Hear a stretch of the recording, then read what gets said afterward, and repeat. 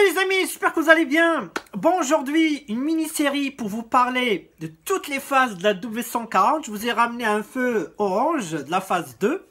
Donc, je vous ai expliqué tous les éléments, tout ce que vous devriez savoir sur les trois différentes phases que vous savez.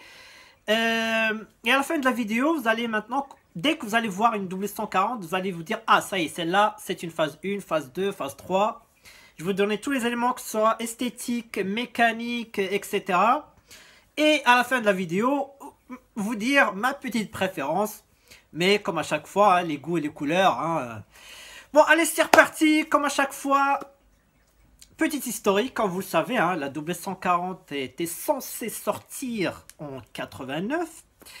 Je ne vais pas vous rappeler l'histoire, hein, ce qui s'est passé avec le V16 BM et le V16 Mercedes, le projet avorté, décalage de la sortie de la 140 parce que Mercedes, elle détestait voir quelque chose que elle n'a pas. Donc BM à l'époque avait son V12, ce que Mercedes n'avait pas avec sa 126 qui commence à être un peu vieillissante après quand même plus de 11 ans de production. Et voilà, ils ont voulu faire les deux moteurs en même temps. Donc du coup, BM a refait marche arrière, Mercedes aussi, décalage, etc. Bon bref, il y avait des aspects techniques aussi. Hein. Bruno Socco n'était pas trop d'accord avec son supérieur Wolfgang par rapport à la version longue, la version courte, sachant que Bruno Socco voulait que la version longue. La hauteur qui n'était pas d'accord. Bon, en tout cas, je veux juste que vous sachiez une chose.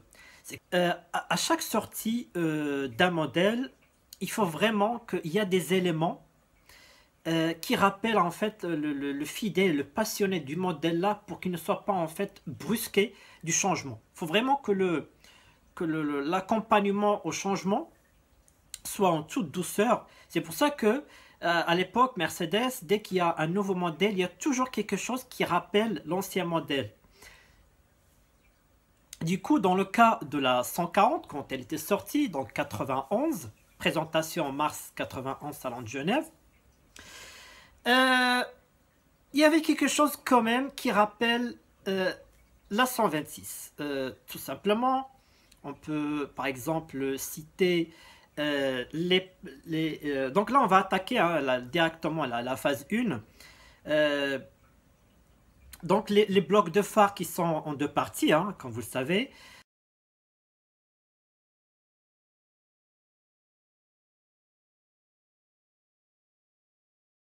Il y avait ce qui ressemble aussi à la 126, le radio, et ils ont conservé le radio Becker, hein, le fameux radio Becker qui a duré pendant longtemps. Le petit bouton, vous savez, volume. Ce petit bouton qui permet de balancer le volume avant-arrière. Il y avait vraiment des petits détails qui rappellent en fait la 126. Pour que, comme je dis encore une fois, pour qu'on se sente à l'aise en fait. On se dit, ah tiens, il n'y a pas beaucoup de changements. Le compteur, il est resté mécanique. Ça, c'est très important. C'est la phase 1. Donc le compteur kilométrique, il est mécanique. Donc, comme la précédente, alors que la 140 normalement elle avait déjà tous les éléments pour qu'il devienne digital, mais voilà, faut aller doucement, etc. Les clignotants orange, les feux arrière, ça c'est très important. Par contre là c'est rien à voir avec la 126. Les feux arrière, donc là à l'époque la phase 1, donc là on est sur des feux comme ça pointus, donc comme ça, rouge sur fond rouge. On a à l'intérieur ici, donc là c'était rouge, là c'était orange. Donc en gros, de loin on le voit que on dirait que c'est du rouge. Donc le phare il était comme ça, pointu, avec une barre qui était indépendante du bloc du feu arrière, qui était longue et mince par rapport, elle était comme ça en fait. Là c'est pointu, coffre aussi pointu. Donc ça c'est la phase 1. Hein. Ensuite il y avait beaucoup de configurations sur la phase 1, donc les 600 SEL, déjà les noms des 600 SEL, etc. il est resté, donc SEL, SE, donc voilà, ça rappelle. Les motorisations, on a gardé quand même les mêmes 300, 400, 500, 600, là on a eu le 600. Qu'est-ce que je peux dire aussi sur les phases 1? Donc il y avait beaucoup de configurations qui sont en velours ou en cuir, par exemple le cuir Brésil, c'est quand même un peu rare à l'époque le cuir Brésil sur la 140. Donc ici on peut voir hein, les différentes couleurs du cuir à l'époque.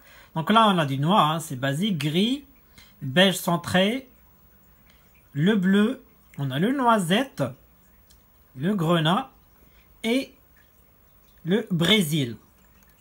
On a aussi hein, le velours noir, gris, bleu. On a le tissu aussi noir, gris, beige centré, bleu. Et par exemple, là, si je prends juste celui-là, extrêmement rare, le Brésil, qui date très très longtemps, le Brésil.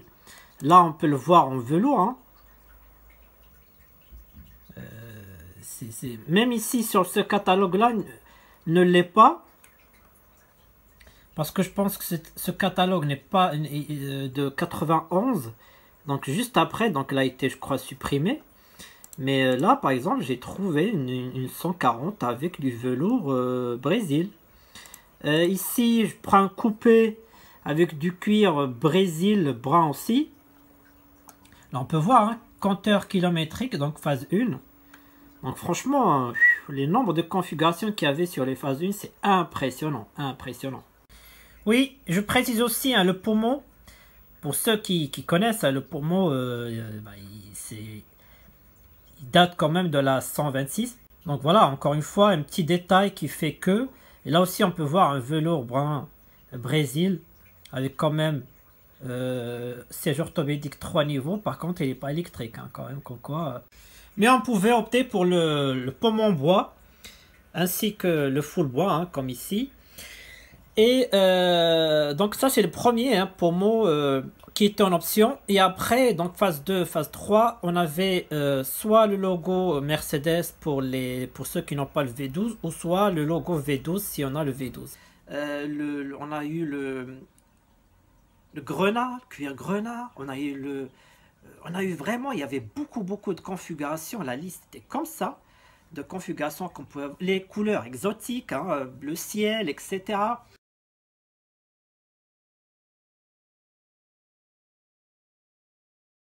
Et ça, c'est très important. Là, encore une fois, qui ressemble un petit peu, qui rappelle la 126, c'est le biton. C'est ça, en fait, qui marque les phases 1, c'est le biton. Le biton, c'est couleur carrosserie qui est différente des couleurs pare-choc et les bas de caisse.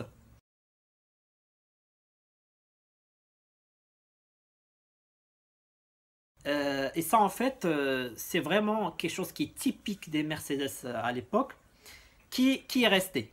Sachant, et c'est là où il faut faire très attention, c'est que si moi, je voulais pas du biton à l'époque, je pouvais demander à Mercedes de me faire quelque chose qui s'appelle Unilake. Unilake, c'est couleur unique. Donc attention, parce qu'il y en a les fameux puristes qui, dès qu'ils voient une phase 1, biton, ils disent le pare-choc a été repéré. Attention, il y a eu, c'est pas une option, c'est pas une couleur option, c'est en fait à côté du couleur sur les phases 1, si vous trouvez à côté Unilake, ça veut dire que couleur unie.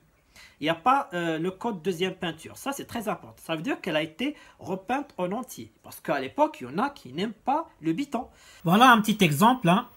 Une phase 1 mais qui a dont le client a demandé que les pare-chocs soient peints en couleur de la carrosserie, et ici en l'occurrence c'est du 040, donc le full black. Voilà.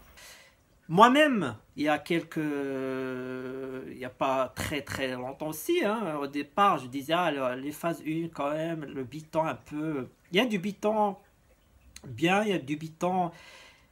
Après, avec le recul, on commence à apprécier le biton, mais il y en a qui n'aiment pas absolument le biton. Mais comme je dis, attention, le biton, ça, on pouvait l'enlever au départ. Donc voilà, il y avait beaucoup de configurations. Les portières, il y avait des entrées d'air sur les portières à l'avant.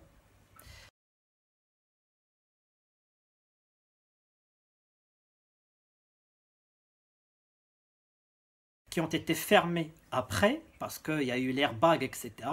Mais ça veut dire que la clim des phases 1 était meilleure, parce qu'il y avait une bonne diffusion sur toute la carrosserie, et notamment sur les garnitures des portes. Il y avait aussi des vides-poches, que ce soit à l'avant ou à l'arrière, qui ont été après supprimés parce qu'il y avait l'arrivée des airbags latéraux.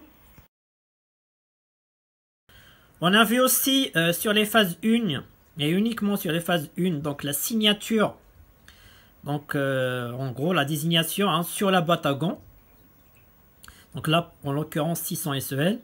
Et qu'on pouvait la supprimer si on opte pour l'option, je crois 266, hein, suppression de la désignation. Voilà, mais ça c'est vraiment spécificité de la phase 1. Voilà, tout ce que je peux dire sur les phases 1. Donc on a conservé donc, le biton, des petits rappels, des petites options qui rappellent l'ancienne génération. On brusque pas, on garde les nominations SE, SEL. Voilà, orange, clignotant orange, etc. Feu pointu. Il y avait même hein, sur les premières phases, il y avait même, si on n'optait pas pour les airbags, il y avait pas d'airbag quasiment, hein, que ce soit conducteur ou passager. On pouvait opter, par exemple, ceux qui n'ont pas beaucoup d'options, les entrées dans la gamme de la 140, même si je rappelle c'est une voiture de luxe, des clés basiques, hein, il n'y avait pas de bip, sauf la 600. La 600, elle était toujours, comme je l'ai dit, pas mal d'options. Donc par contre la clé elle était large par rapport à celle-là, un peu carrée. Le radio Becker sur les phases 1 qui sortait, l'antenne en fait qui sortait. Donc vous savez, ça rappelle les anciennes Mercedes aussi. Les pare-chocs des phases 1 qui sont spécifiques qu'à la phase 1. Vous allez voir qu'après la différence, il y a quelques petits détails de différence. Pareil aussi, hein, l'arrière aussi.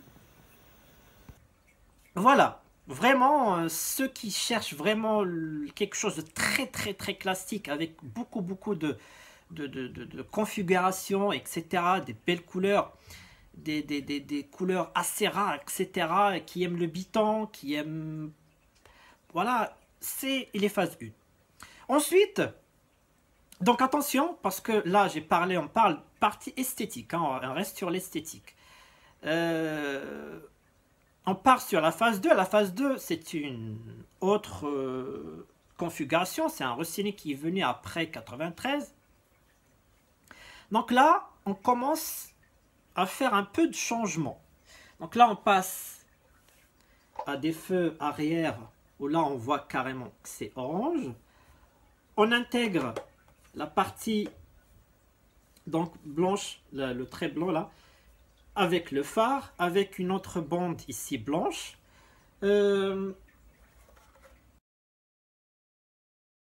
Les blocs à l'avant, donc disparition de séparateur, donc là c'est du bloc entier. Les pare-chocs avant et arrière, ils ont changé.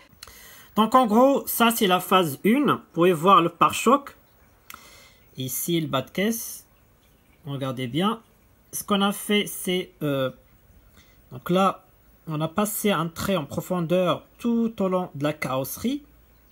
Ce qui a permis un peu, comme si le pare-choc y en deux parties. Mais ce qui n'est pas le cas. Ensuite, donc ça donne un peu comme ça. On l'a passé tout au long de la carrosserie. On l'a passé aussi par les bas de caisse. Comme vous pouvez voir, la différence avec la phase 1, il n'y en avait pas. Et ensuite, on les a passés à l'arrière du pare-choc et on a la partie basse de voilà, fermer en fait ça. Donc en gros, voilà. Ça, c'est pare-choc phase 1. Ça, c'est pare-choc phase 2. avec le trait. Et aussi, surtout, on a ressorti un peu le chromé ici, qui est maintenant plus large, qui donne vraiment un joli look. Alors que le phase 1, il était quand même un petit peu discret. Mercedes appelait ça un peu un lifting, hein, pour la voix un peu plus mince, etc. Mais ça ne marche pas parce que la 140 elle est immense, il n'y a rien, on peut rien faire. Donc les pare-chocs ont changé, il n'y a plus de biton, ça c'est très important, c'est fini le biton, dès qu'on choisit une couleur, elle est pour toute la carrosserie. L'antenne qui sort de l'arrière, il a disparu, on l'a intégré au pare-choc arrière. Le petit bouton là, du volume, il a disparu. On commence à avoir des radios un peu modernes, du Becker un peu moderne, etc. Clignotant avant blanc. Parce que je sais qu'à l'époque, c'était vraiment à la mode. Tout le monde voulait que du blanc. Donc voilà.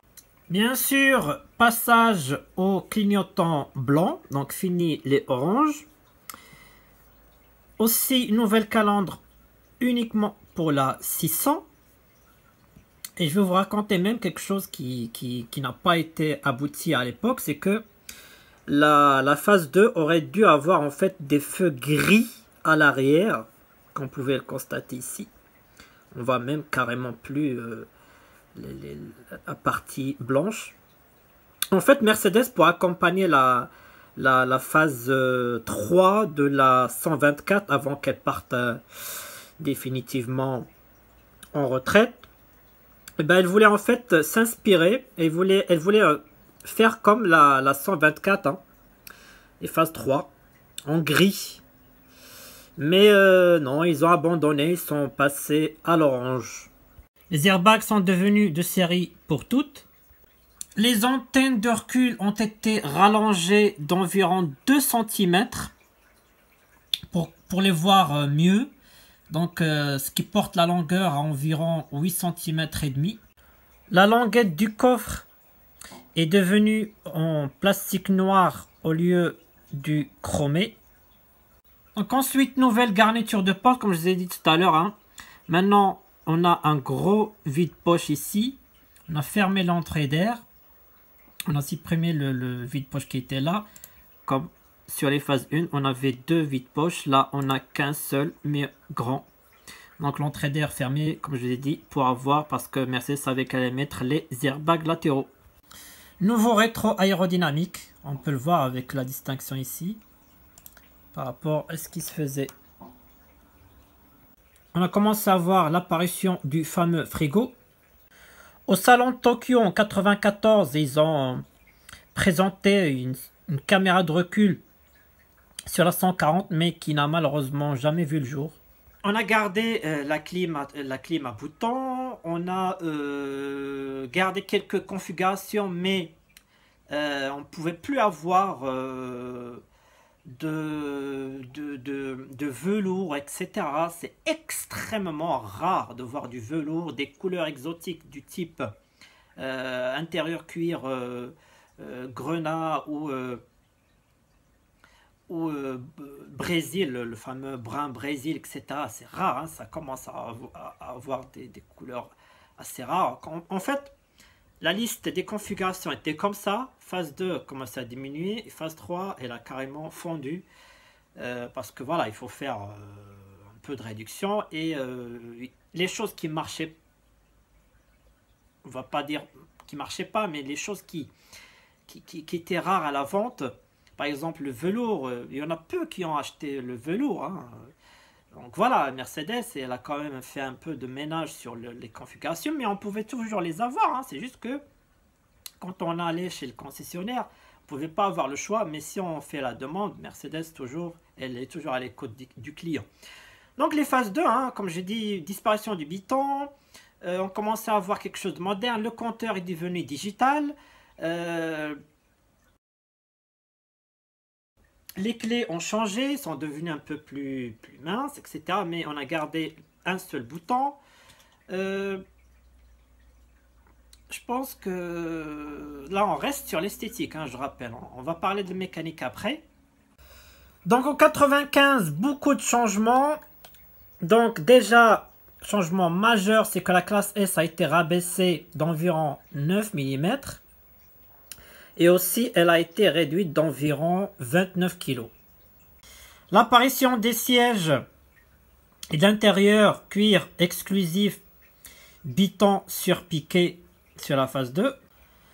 L'apparition de l'ESP en mai 95 au départ sur le coupé et ensuite généralisé sur la W140. Donc je pense que la deuxième, par contre la deuxième on l'appelle la bâtarde. Je vais vous expliquer ça quand on va aborder la partie mécanique, mais on l'appelle la bâtarde, mais vous allez bien comprendre après. Je pense que on a gardé les mêmes motorisations, mais ensuite, donc là on va attaquer la phase 3. La phase 3, donc là on passe au feu, donc là carrément blanc, fini l'orange, clignotant à l'avant blanc. On a gardé par contre la même que la phase 2, hein, un peu arrondi comme ça, le même feu mais juste carrément blanc, clignotant avant blanc.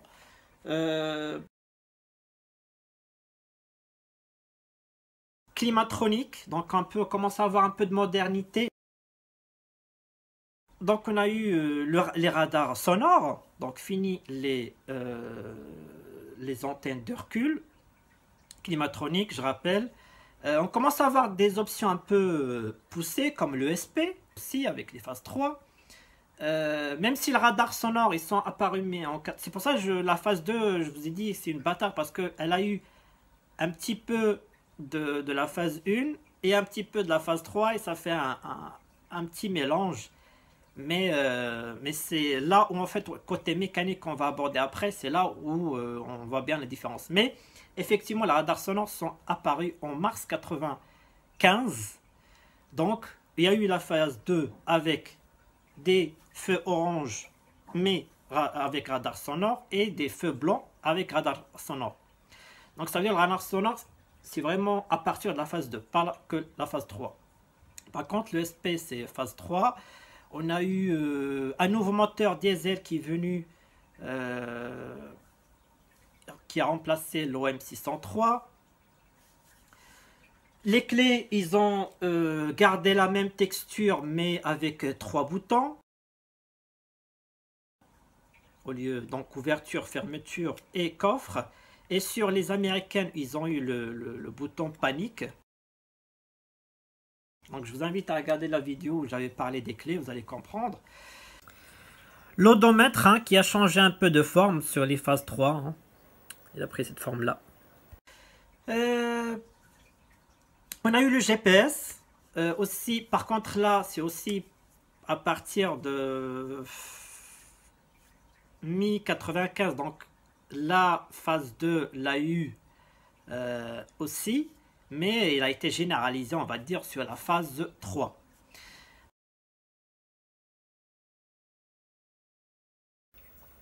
On a eu aussi l'arrivée du Xenon, donc avec la phase 3. Donc c'est le code 612, qui était de série sur la 500 et 600 dans certains pays.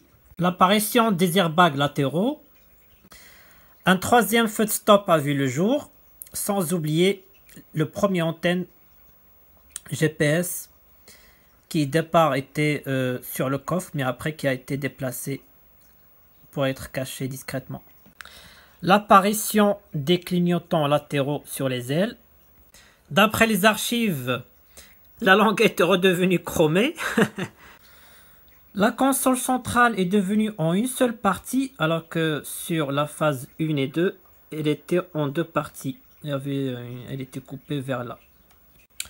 Et le Graal avec la phase 3, on a eu l'ouverture d'un programme qui était inédit à l'époque. C'est le programme Designo. On pouvait demander à Mercedes une personnalisation individualisée.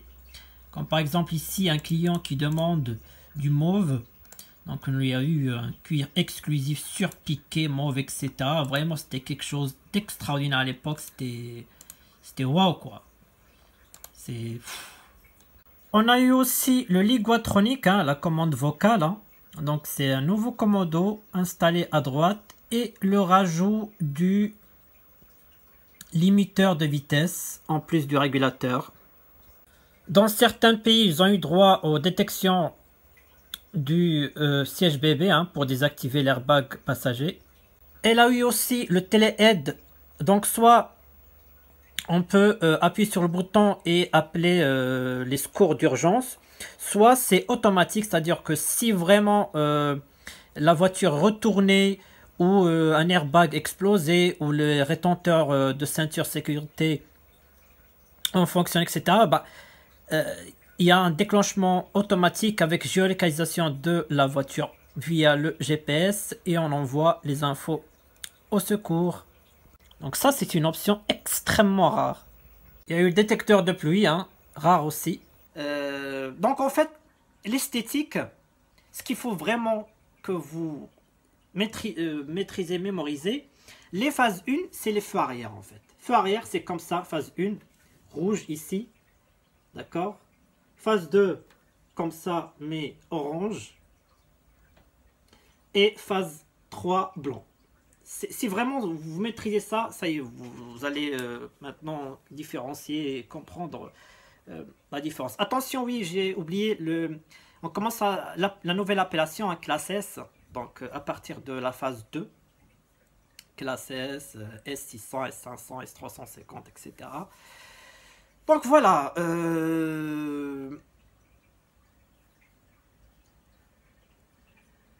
c'est tout ce que je peux dire sur l'esthétique. Après, il y a eu quelques petites, comme par exemple le cuir exclusif, on commence à l'avoir sur la phase 2, mais il s'est intensifié sur la phase 3 avec l'Alcantara. Donc voilà, en fait, entre la phase 2, c'est pour ça que la bataille, c'est que il y a vraiment un mélange entre phase 2 et phase 3. Mais ce qui a changé en fait, c'est le côté mécanique.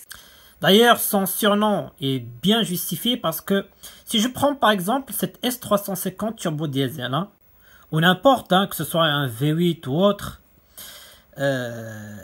avec les radars sonores, parce qu'ils sont apparus, comme je l'ai dit, en 95.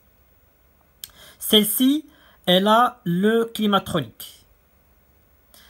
C'est-à-dire que quelqu'un qui n'est pas connaisseur, je lui change les feux arrière, je mets du blanc, bah, franchement, il ne verra que du feu. Hein. C'est pour ça que, franchement, la phase 2, elle s'adapte à tout. Hein. Surtout celle-là. Celle-là, elle est vraiment une vraie phase 3. Par contre, là, encore une fois, c'est partie mécanique. C'est là où je vais aborder ce sujet. Et vous allez bien comprendre. C'est là où je vais aborder le côté mécanique. Côté mécanique, phase 1, on a eu... comment dire, regardez les boîtes 4, il faut vraiment mémoriser que les boîtes 4. Boîte 4 vitesse, phase 1, phase 2. Phase 3, donc 96, boîte 5 sur toutes les motorisations. Attention, c'est l'exception que je l'ai dit la dernière vidéo, sur le M104, où lui avait l'option 5 vitesses, que ce soit en phase 1, phase 2 ou phase 3. Par exemple, phase 3, généralisation, fini la boîte 4. C'est vraiment ça. Côté mécanique, si vraiment vous devriez mémoriser une chose côté mécanique, c'est la boîte. Boîte 4, phase 1, phase 2, boîte 5, phase 3. D'accord? C'est là où je reviens sur la phase 2. Elle a eu quelque chose sur un peu de modernité de la phase 3, etc. Mais elle a gardé le côté mécanique de la phase 1. La seule différence, c'est la référence, on va dire, d'injection hein, qui a changé, pas qu'à partir de la phase 2, elle a commencé vraiment en phase 1, donc octobre 92 pour être précis, dès la sortie du M104 2,8 litres. C'est là où on a commencé à voir sur le 500 et le 600, ou en gros sur le V8 et le V12, une petite baisse de puissance. Mais pour moi, c'est les mêmes. Hein. Pour moi, Mercedes, comme je le rappelle, a fait ça pour voilà, faire plaisir aux nouvelles normes, etc. Mais pour moi, c'est la même puissance. La meilleure chose, c'est vraiment la passer au bon. Vous allez vraiment voir que la moyenne, c'est pour les 600, par exemple, c'est 400 chevaux, 410. Voilà. Donc, pour faire simple, hein, boîte 4, phase 1, phase 2. On commence à voir boîte 5, généralisation, phase 3. Exception M104 qui a eu la 5 vitesses tout au long de la W140. Et c'est là où je vais aborder la fameuse phase 4. Eh oui, la phase 4, en fait, elle était censée... C'est pas en fait une vraie phase 4, c'est la phase 3, mais en plus améliorée. Mercedes voulait vraiment pousser la 140 au plus haut niveau de technologie, innovation, etc.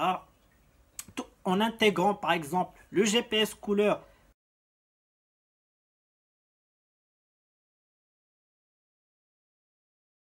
Pour info, hein, il était aussi en option sur la classe E de 98 en Europe, hein, mais ça se compte sur le doigt d'une main, c'est extrêmement rare. Apparemment, il y a eu quelques exemplaires en Royaume-Uni et en Pologne, comme quoi que uniquement les Japonais l'ont eu, mais c'était un début de test là-bas chez eux, hein, mais censé être généralisé parce que BM avait déjà le GPS et l'écran télé, etc. sur sa E38. Donc, une phase 4, c'était censé être voilà, une 140 très très moderne avec quelque chose qui était à l'époque inédit, c'est le Distronic, c'est-à-dire le radar, le régulateur de vitesse intelligent.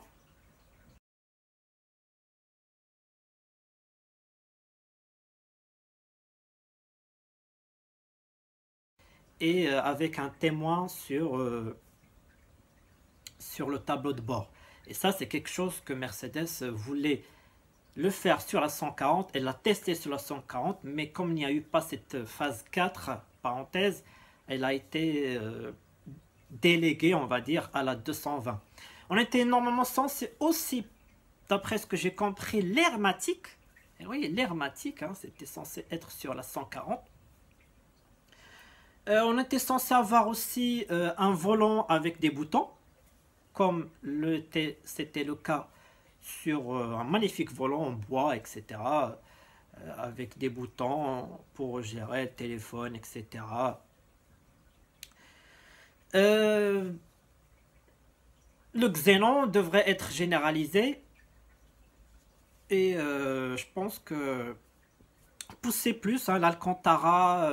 Le cuir beige, les couleurs exotiques à la fin. Mais voilà, la phase 4 n'a pas eu lieu. Comme vous le savez, hein, ce qui s'est passé, je ne vais pas revenir dessus sur la triste accident. Si j'étais à la place de Mercedes, j'aurais fait pareil. Hein. J'aurais carrément tourné la page parce que voilà, cette voiture malheureuse, et comme vous le savez, elle a été accidentée, remabrée, etc. A fait ces dégâts-là. Et Lady Di, c'était quelqu'un qui était très très apprécié dans le monde. Donc le monde entier, des milliards ont vu cette voiture maudite qui n'était pas censée rouler. Donc voilà, Mercedes a voulu tourner à la page assez rapidement. Donc on n'a pas eu cette phase-là. Et du coup, la sortie précipitée de la 220 rapidement, octobre je crois 98, alors que la 140 était censée durer entre 8 et 10 ans. C'est ce que Bruno Sacco avait dit dans un interview quand il a fait la conception de la 140. Il a dit on a voulu se projeter dans les 8 à 10 ans. Donc, alors je vous lis hein, l'interview. Alors, il a dit quoi? Chez Mercedes, le développement d'un nouveau modèle dure environ 5 ans. Le cycle de production est ensuite calculé sur 8 ou 10 ans. Donc voilà, comme quoi. Et cette phrase m'a beaucoup plu. Nous avons fabriqué 25 maquettes, dont une en bois et résine, qui pouvaient même être conduites à faible vitesse. Ça, c'est marrant. Mais je voulais juste une petite phrase encore plus rigolote. Alors, il lui a posé la question... une voiture vous a-t-elle particulièrement séduit lors du dernier salon de Paris? Il a répondu, écoutez bien, hein, la Twingo m'a réellement impressionné, mais ce n'est pas très original de dire cela, pas sur un point particulier, mais sur l'ensemble de son concept. L'application du type monospace à une si petite voiture est particulièrement réussie. Comme quoi, hein, on peut aimer Mercedes et la petite Renault. Alors j'aimerais partager avec vous les derniers moments de la W140. Donc comme vous savez, pour moi je l'ai toujours dit, c'est vraiment un destin brisé. Donc là on peut lire, donc là c'est l'usine en Allemagne. Donc là on peut dire Goodbye série 140. Donc il y avait deux dernières sorties de chaîne. Et on avait les deux directeurs, donc le directeur de l'usine et aussi le directeur de Mercedes classique. Donc lui a offert les deux exemplaires. Donc j'ai fait quelques traductions Google pour vous lire les sentiments à l'époque. Franchement c'était un adieu mais vraiment déchirant, on peut lire. Par exemple, alors qu'est-ce qu'il y a? Alors, au revoir, donc une petite cérémonie, donc elle s'est passée à la pause déjeuner, donc le 1er septembre 98. Donc le directeur de l'usine Hans Joachim a donné deux exemplaires pour l'inventeur du musée à Max Guéry, directeur Tata. Donc il a dit, donc le directeur de l'usine, il se souvient une voiture qui a été d'abord exposée aux critiques mais qui s'est rapidement apaisée. On peut lire dans les journaux aussi la plus grande classe S de tous les temps, surtout en début de carrière et surtout en Allemagne, n'a jamais été facile malgré ses qualités incontestées. Un adieu apparaît aussi, je crois, le Frankfurter Classic Magazine ou un journal là-bas. Donc le 25 août 1998, sous le titre La fin du bon patriarche, adieu sentimental. La classe S a toujours été meilleure que sa réputation. Oh là là. Après, il y avait la nécrologie de Wolfgang Peters, comme je l'ai dit, c'est l'ingénieur en chef, donc le responsable, le chef de Bruno Sacco. Donc il dit, parce qu'aucune autre voiture n'offrait un plus grand confort de conduite de suspension et aucune autre voiture de cette catégorie de taille ne pouvait être placée en toute sécurité et en même temps agile. La classe S était un géant qui après a marché sur la pointe des pieds. Oh là là, c'est émouvant, moi j'ai la chair de poule, franchement je suis très ému. La nouvelle classe S devient plus maigre et plus mince, nous manquons déjà d'épaisseur. Ah là là, comme vous dire, hein, franchement l'adieu a été déchirant. Donc voilà, le navire amiral de Mercedes-Benz a reçu un total de 39 prix internationaux, quand même. Hein. Voilà, c'était pas censé durer que 7 années de production. Mais je pense que 9 ans, Mercedes voulait faire cette phase 4 pour aller jusqu'à 9 ans. C'est ce qui était le cas sur la W116. Mais comme vous le savez, hein, l'exception de la longue production de la 126, c'était le retard de sortie de la 140. La 126, il durait trop longtemps, mais normalement, une durée de production était censée 9 ans pour la 140. Mais avec une 140, était censée extra moderne à la fin. Comme vous avez vu, la S500 grande édition, ça aurait été avec plus de technologie, plus d'innovation, quelque chose comme ça. Mais celle-là, elle est vraiment extra moderne. Hein. Elle est vraiment très très belle, cette couleur noire foncée. Cet intérieur beige, etc. Black Piano, c'est très très moderne, hein. Même aujourd'hui, Black Piano, l'Alcantara, etc. Bah, c'était en gros des 140 comme ça.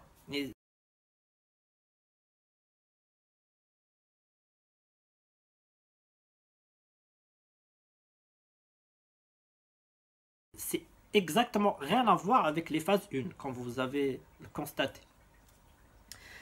Donc voilà, je pense que je vous ai vraiment donné quelques éléments de petites différences entre les trois. Mécanique, donc oui, juste pour parler du faisceau, donc à partir de fin 95, on a eu un nouveau faisceau hein, pour les nouvelles motorisations. Pour ceux qui suivent ça. Donc avant, on a eu une nouvelle référence Delphi, hein, le biodégradable faisceau a changé fin 95 environ. C'est tout ce qui est ordre technique, ça n'a pas beaucoup bougé, à part le nouveau moteur OM606. Sinon, le gros changement, c'est la boîte 4, boîte 5 et le climatronique et le compteur digital. Sinon, voilà, les options, le SP, etc. Sur les phases 3. La phase 1 qui ressemble un petit peu à ses précédentes pour ne pas brusquer la clientèle fan de la classe S. Voilà. Je pense avoir résumé tout. Et voilà, si vous voulez mon avis, ma petite préférence. Honnêtement, au départ, j'adorais les phases 2. Parce que les phases 2, comme j'ai dit, elles sont modernes. Elles ont vraiment quelque chose en fait, une bonne synthèse entre une bonne classique, donc les phases 1, et une moderne. Je pense que elle fait vraiment une bonne synthèse. Pour moi, la phase 2, c'est une bonne synthèse. Ce que j'aime pas sur les phases 2, c'est les feux orange. Donc moi, les miennes, hein, je les ai changés. J'aime pas les feux orange à l'arrière. J'aime les feux avant, les feux arrière des phases 1. Parce que voilà, même si on voit qu'il y a de l'orange ici, mais ici c'est noir, et de loin, on le voit que c'est noir sur les phases 1. Hein. J'aime bien l'arrière de la phase 1. Par contre, j'aime pas les blocs séparés en deux. Voilà, c'est pas mon truc. Le biton, au départ, je n'étais pas vraiment fan. Mais je commence à être fan, je commence à adorer. Les phases 1, pour moi, elles ont les meilleures finitions. Parce que c'est les premières. Hein, lorsqu'on lance une série, on se focalise vraiment sur le lancement de production d'un modèle. Donc vraiment, les phases 1, une très très belle finition. Les belles configurations, les belles couleurs, etc. Phase 1. Mais bon, moi je reste quand même entre les deux.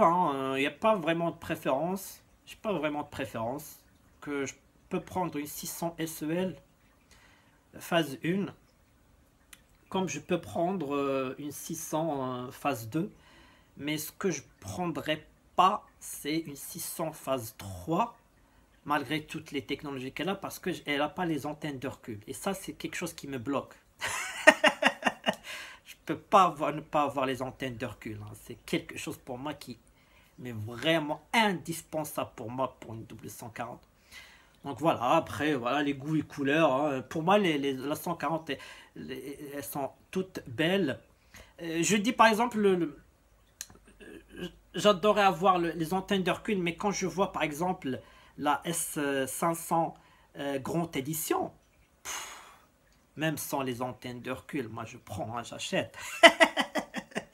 Bon les amis, j'espère que cette vidéo vous a plu, ça vous a éclairé un peu sur les différentes phases. Je vous ai donné un peu les éléments que j'ai en ma possession. Je vous dis à très bientôt pour des nouvelles vidéos, nouvelles aventures. Allez, à bientôt, salut!